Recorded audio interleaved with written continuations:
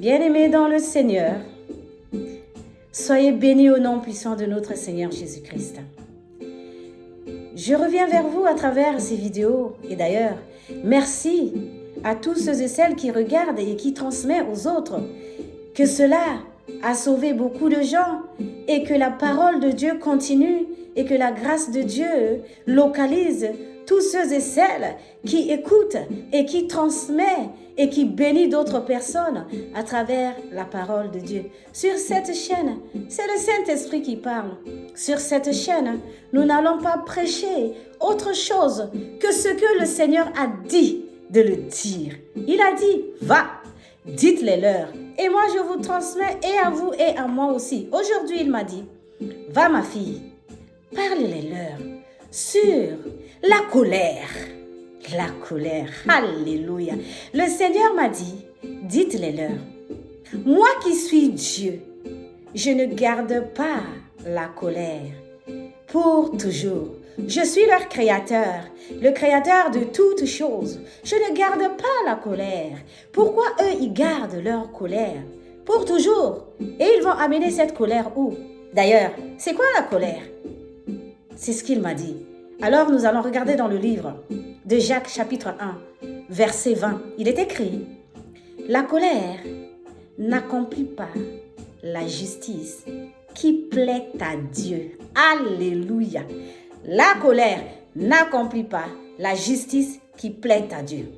Dans cette même parole, nous allons trouver le livre de Proverbes, chapitre 14, verset 28. Proverbe 15, verset 1.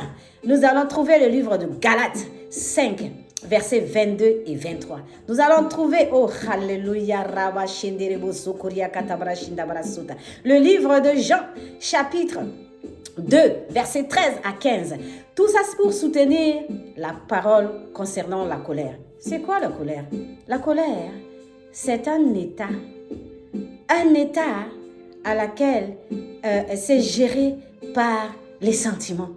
Et cet état peut pousser à des actes qui sont odieux, à des actes qui sont ignobles. La colère pousse à parler fort, la colère pousse à crier, la colère pousse à insulter, la colère, oh alléluia, pousse à détruire celui qui fait la colère et à détruire celui qui reçoit la colère de l'autre. La colère n'accomplit pas la justice de Dieu. Qu'est-ce qui accomplit la justice de Dieu? Pourquoi il a parlé de colère? Bien-aimé dans le Seigneur, laisse-moi te dire une chose. La colère, il y a deux formes de colère. Il y a la colère destructive, qui te détruit toi-même et qui détruit celui à laquelle tu lui as fait. Et il y a la sainte colère. La colère destructive vient du malin. C'est pour faire du mal. C'est là qu'on est agité, on insulte, on parle mal, on utilise des paroles blessantes. Oh, la langue est un feu. Quand tu lances sur ton frère, ça lui crée à celui qui est en face de toi la haine, la jalousie, la méchanceté. Ce qui fait que lui-même, il se recroqueville sur lui. La colère vous prend en otage tous les deux. Et ça, la colère destructive vient du malin. Et la sainte colère vient de Dieu. Nous sommes créés, Dieu a dit de vous le dire à vous et moi, que nous sommes créés à son image. Il a la colère. Nous avons la colère. À quoi sert la colère? La colère sert à s'énerver sur l'ennemi et ses agents et ses actions dans nos vies, à le haïr par nos frères et sœurs, à haïr l'ennemi, à le prendre comme en haine et à le fuir. C'est pour cela le Père a dit, quand l'homme se met en colère dans sa parole, quand tu te mets en colère, ta colère s'arrête avant le coucher du soleil. Bien-aimé dans le Seigneur, c'est quoi la colère destructive? La colère destructive te pousse même, quand tu as fini d'insulter, certains vont loin. Ils tapent sur les objets qui n'ont même pas de bouche pour leur parler. Ils frappent l'homme qui porte l'image de Dieu, le souffle de vie de Dieu. Ah, la personne se croit au-dessus de toutes choses, même au-dessus du Créateur. Et il fait cela. Laisse-moi te dire une chose. Pendant que tu agis ainsi, dans cet état-là, état odieux et vicieux, pendant ce temps, qu'est-ce que tu penses? Est-ce que, en tant qu'enfant de Dieu, si tu frappes ton prochain, tu lui donnes des paroles blessantes, tu cries sur lui, car Jésus a dit, malheur à l'homme qui troublait les petits enfants, on lui attachera au cou le meule et on le jettera au bas-fond. Tu es enfant de Dieu. Tu te mets dans l'état de colère du malin, le colère mal, qui fait mal.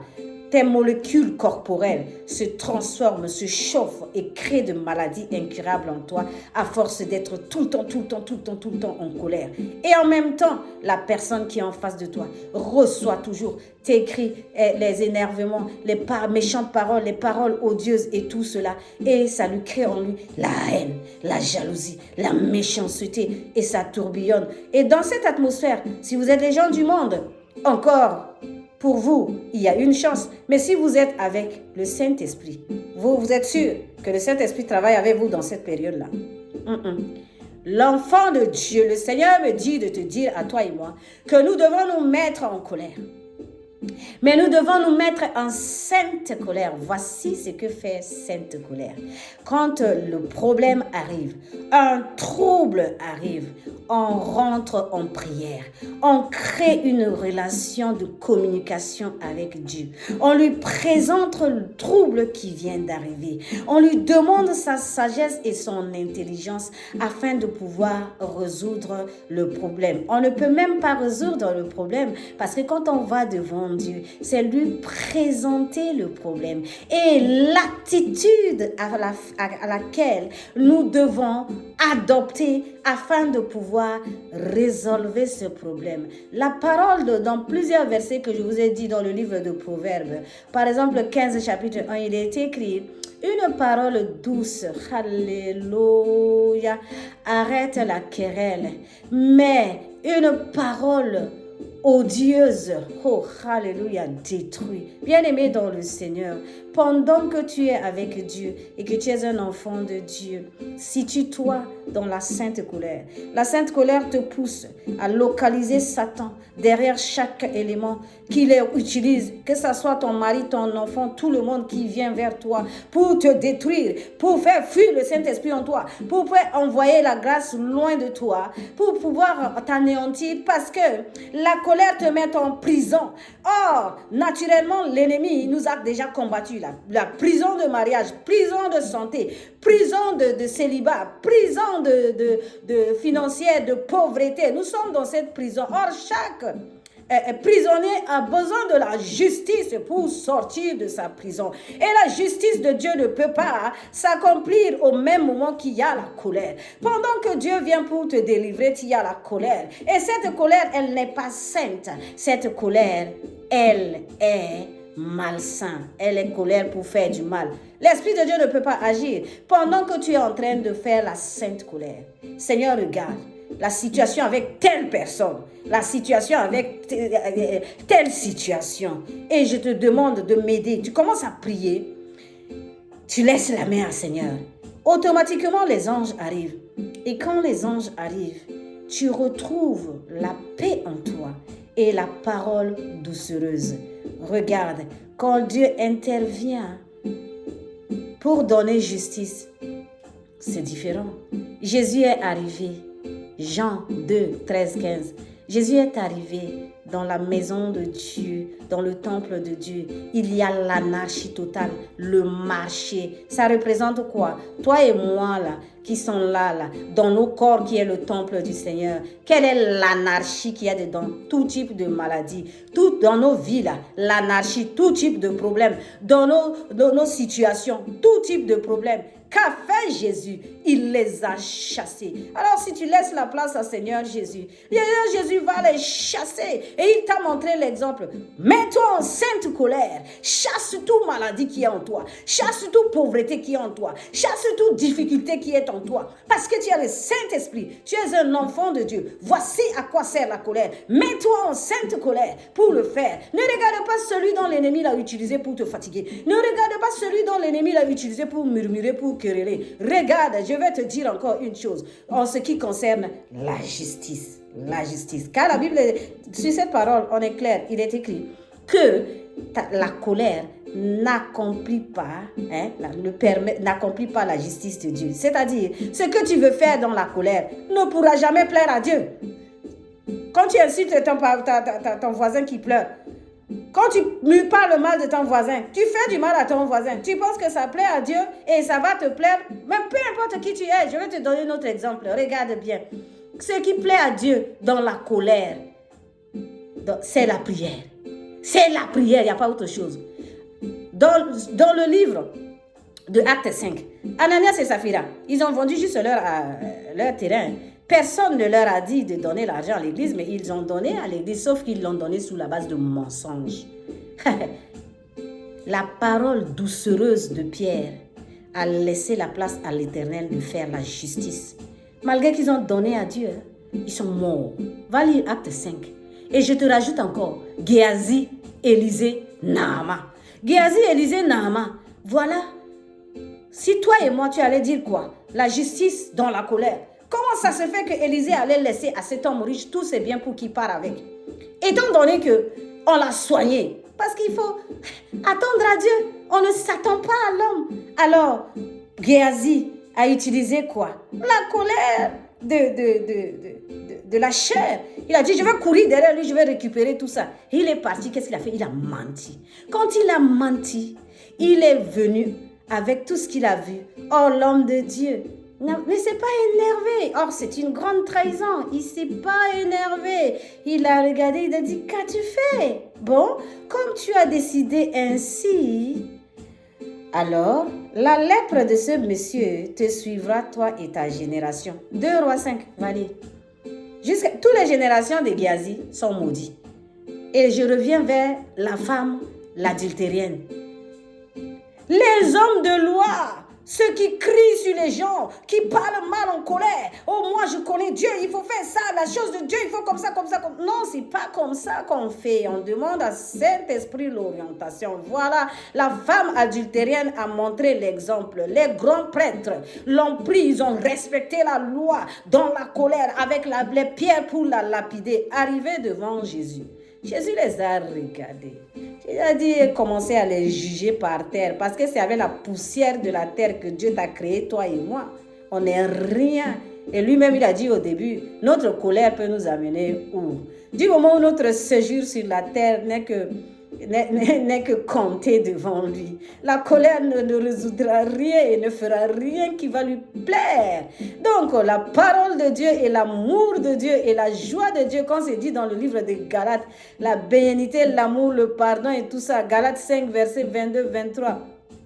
Il ne faut pas parler pour parler vite pour blesser. Il ne faut pas se mettre en colère vers ton prochain, mettre en colère contre l'ennemi. Qu'est-ce qui s'est passé? Alléluia, Jésus a dit, celui qui n'a pas péché n'a qu'à jeter la pierre. Toi qui juges, toi qui condamnes, toi qui vois l'autre comme un monstre, ne cherches-tu pas à savoir si c'est l'ennemi qui est en train d'utiliser cette personne pour le détruire? Oh, c'est la créature de Dieu. Au lieu de prier pour lui, tu ouvres ta bouche, tu juges, tu condamnes, tu maudis, tu gardes la haine et tout ça. Et tu dis tu es enfant de Dieu. Quel enfant de Dieu? Ce que tu fais là, à ton avis, ça plaît à Dieu?